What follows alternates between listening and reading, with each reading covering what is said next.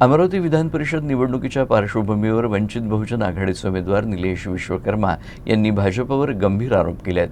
बिनविरोध निवडणूक झाल्यास नगरसेवकांचा मतदानाचा अधिकार हिरावला जाईल असा दावाही त्यांनी केला आहे। मला आता आपल्या माध्यमातून कळते आहे, अजून मी ती फीत ताईंची किंवा काय ताई बोलल्या बघितलं नाही, पण असं असेल तर खेदजनक आहे।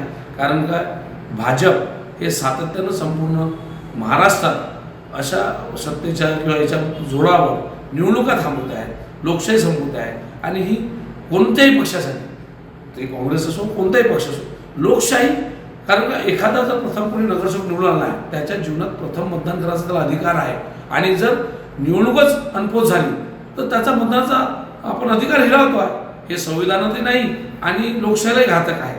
आणि नवीन तरुणी ज्या नगरसेविका झालेल्या आहेत त्यांचा उत्साह असतो की विधान परिषदेची निवडणूक कशी होणार आहे, मतदान कसं होणार आहे, त्या अनुषंगाने मतदान झाले पाहिजे। आणि जर असे प्रकार होत असेल की 15-20 कोटी रुपये, हा म्हणजे सामान्य नगरसेवकांनी 2-5 लाख रुपये दिले तर पूर्ण जिल्ह्यात बदनामी आहे, घोडा बाजार।